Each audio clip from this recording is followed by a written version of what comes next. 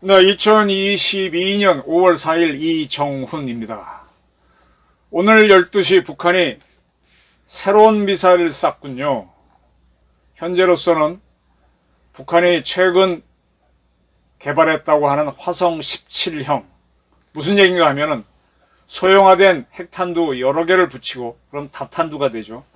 15,000km를 날아가서 워싱턴, 뉴욕을 때릴 수 있는 그러한 미사일을 시험 발사한 것으로 현재는 보입니다. 현재까지 화성 17형을 2번 쐈다고 했는데, 한 번은 육지에서 쐈죠. 순환 비행장에서 쐈죠. 민간 비행장인데 거기서 쐈습니다. 지금 북한은 평양에 미림 비행장은 군용 비행장, 순환 비행장은 여객기가 뜨고 내리는 민간 비행장인데, 거기에서 처음 쐈을 때는 공중에서 터져서 평양 시내에 파편이 떨어졌다고 그랬습니다. 두 번째 쐈다고 했을 때는 우리는 야, 저 미사일 수상하다. 화성 15형 같다. 화성 15형은 다탄두까지는 아니고 핵탄두를 붙이는 탄도미사일로 보입니다. 그걸 더 업그레이드한 게 17형입니다. 16형이 중간에 있었는데 그건 연령식에 한번 공개를 했던 것이고, 실질적으로 17형인데 오늘 쏜 것 같습니다. 고각 발사를 했기 때문에 15,000km를 날아가지는 않았지만은 한 500km만 날아갔습니다. 30분 동안.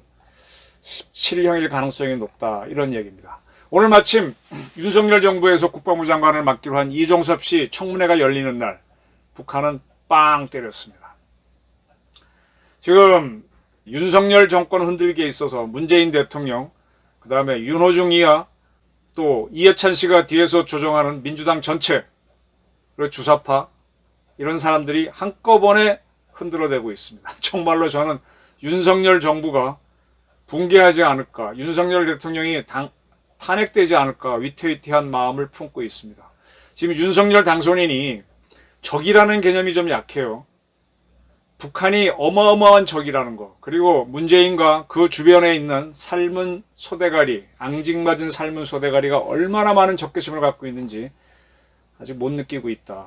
우선 윤 당선인이 4.3 제주 사건 때 가서 참석을 하고, 앞으로 5.18이 오게 되면 광주도 가신다 그랬는데, 그런 것들이 이 세력들한테 얼마나 만만하게 보일 수 있다는 생각을 못한다. 저는 이렇게 보고 있습니다. 그래서 점점 더 도발적으로 나온다, 이렇게 보는 것이죠. 자, 북한이 지금 어떤 전술을 펼치고 있냐면 살라미 전술입니다. 살라미는 뭔가 하면은 떡 하나 주면 안 잡아 먹지 하다가 떡 다 떨어지니까 팔 하나 주면 안 잡아 먹지, 팔 2개 못 뛰고 다 잡아 먹는 그런 전술을 하고 있는 거죠. 지금 북한은 6차례 핵실험을 통해서 수소폭탄까지 완성을 했습니다. 그리고 그걸 소형화하는 작업은 오래전부터 추진해 왔고요. 500kg 이하로 해서. 그래서 그걸 확인하는 게, 소형화 성공했다는 걸 확인하는 게 7차 핵실험인데, 그걸 하기 위해서 풍계리에 있는 4개의 터널 중에 그때까지 지금까지 사용하지 않은 터널을 다시 손을 대고 있죠. 실험을 하겠죠. 할 수도 있고 안 할 수도 있고. 근데 하고 안 하고를 떠나서 이미 다 만들어 놨습니다. 그리고 사거리를 늘리는 게 문제였는데, 1914년경, 즉 러시아가 우크라이나로부터 크림반도를 합병한 그 무렵쯤 우크라이나에서부터 RD-250 엔진 기술을 수입해서 그걸 토대로 발동기, 백두산 발동기를 만들었고, 추력 70톤짜리죠. 75톤인가요? 그 4개를 묶어서 ICBM인 화성 17형, 2개를 묶어서 화성 15형을 만들었습니다. 이제 4개를 만들어서 15,000km, 여기에는 소형화된 핵탄두, 수소폭탄 핵탄두 여러 개를 달 수 있는, 달 수 있게 되죠. 이거를 완성했고, 이제 미사일은 오늘 쐈으니 완성이 된 거고, 우리는 그런 소형 핵탄두 하나 내지 2개를 붙인 단거리 미사일을 쏠 텐데, 그게 북한판 이스칸데르, 북한판 에이타킴스입니다. 다 완성된 거죠. 핵실험만 하면 되는 거니까. 이미 단거리는 완성됐고 장거리는 오늘 확인됐고, 핵실험을 하면 되는 거고 안 하면 그만인 거고. 핵실험 할 듯 하면서 우리가 그것만 신경 쓰는 사이에 미사일을 살짝 쌓아 올려서 다 확인을 했습니다. 마지막에 이제 꽝 해서 윤석열 대통령 취임식이라든지 전후로 해가지고 완전히 뒤집어 놓겠다. 뭐 그 후에도 상관이 없고요. 이런 뜻이죠.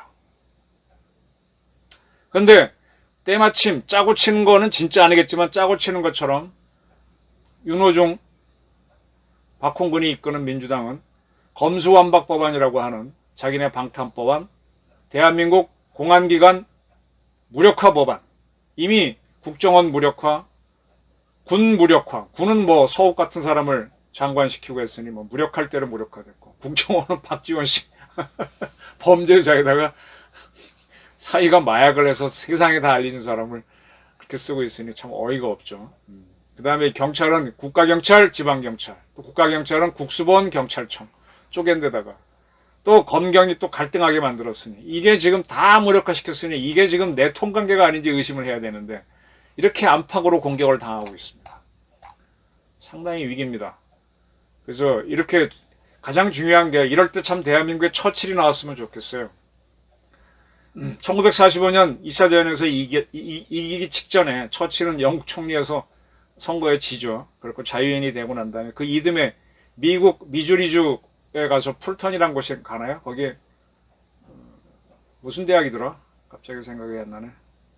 그 대학에 가서 그 유명한 동유럽 국가가 공산주의 국가가 되고 있다. 소련은 공작으로. 그러면서 미국과 서방 세계는 공산주의자들에 대한 적개심을 가지라라고 하면서 소련이 철의 장막을 치고 있다는 유명한 연설을 하면서, 그때부터 미국이 정신을 차리고 나토를 만들고, 그다음에 소독을, 정부를 만들어줘서 소독군을 만들고 하면서 이제 대응하게 되는 거죠.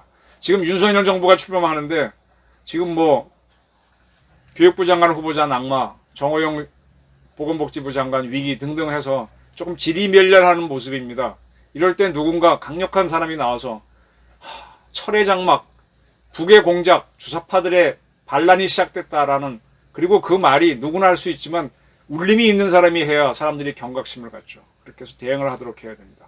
지금 북한이 지금 거듭해서 윤석열 죽이기, 지금은 직접 사격은 아니지만 언젠가는 직접 사격, 그거는 뭐 암살의 형태로 올 수도 있고 여러 가지 형태가 있을 수 있죠. 대한민국을 총체적으로 흔들려고 합니다. 북한 미사일 발사에 대해서 지금이라도 우리 군을 다시 한번 다잡고,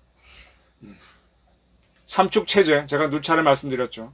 이 지휘부가 엉망이라는 말씀드렸죠. 선제 타격을 하는 부대하고 선제 타격 이후에 북한이 살아서 미사일을 쏘는 그걸 막는 부대가 다르고, 또 그 다음에 KNPR로 응징 보복을 하는 부대는 너무 다수고, 이런 사령부 통일 문제라든지 이런 걸 긴급히 점검하고, 한미동맹은 물론 당연히 해야 되지만 우리의 대응체제 다시 점검해야 됩니다. 그리고 국방과학연구소가 그나마 ICBM급 미사일을 만들어줬지만 그거보다 더 좋은 발사체를 만들어야 되는 항우연은 도대체 몇 년을 끌면서 누리호 하나 제대로 못하고 예산만 빼먹고 있는 문제를 적나라하게 추적해야 됩니다. 다시 한번 대한민국 위기가 대단히 위기임을 알고, 지금 우리가 윤석열 후보를 뽑아준 거는 그가 잘해서가 아니라 너무 지금 이 난국을 헤쳐갈 사람이 없고, 국힘당에는 진짜 김종인 씨가 아싸리판이라고 할 만큼 권성동 이런 같은 사람들이 설치고 있었잖아요. 판단도 못하고 밀어붙이는 것도 못하고, 그래서 계속 보수가 무너져 온 건데, 지금 윤석열 당선인이 지금 뭐 총리부터 장관 인준까지 다 어려운 상황인데 참 어렵습니다. 누가 봐도 어렵습니다. 저보고 대통령 하라도 굉장히 어려울 것 같아요. 그러나 해낼 수 있다고 믿고, 또 우리 같은 사람도 지원하고 같이 뛸 거니까 밀어붙여야 됩니다. 북한의 도발, 그리고 문재인 민주당의 도발, 이 자들을 쪽박을 맞게 하고 독박을 쓰게 하는 전략 전술을 빨리 찾아서 펼쳐줄 것을 요망하는 바입니다.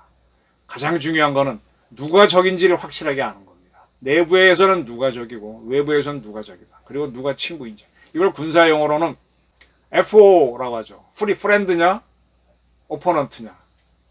P야 적과 나를 구별하는 게 가장 중요한데, 평화 시기에는 뭐 둘이 뭉실한 사람들이 제일 좋죠. 회색이 좋지만 점점 얘기한 신경에는 흑백 논리로 가는 겁니다. 흑백 논리가 안 된다고 하는 자들은 흑백 논리를 무너뜨려서 자기 세력을 넓히려고 하는 수상한 자들입니다. 이런 이해를 하시고 윤석열 정부에 참여하거나 윤석열 당선인 포함해서 좀 더 딱 신박근을 다시 메고 북한을 어떻게 다룰 것인지, 그리고 국내에서 날뛰는 문재인 셀프 훈장 준다고까지 하죠. 네.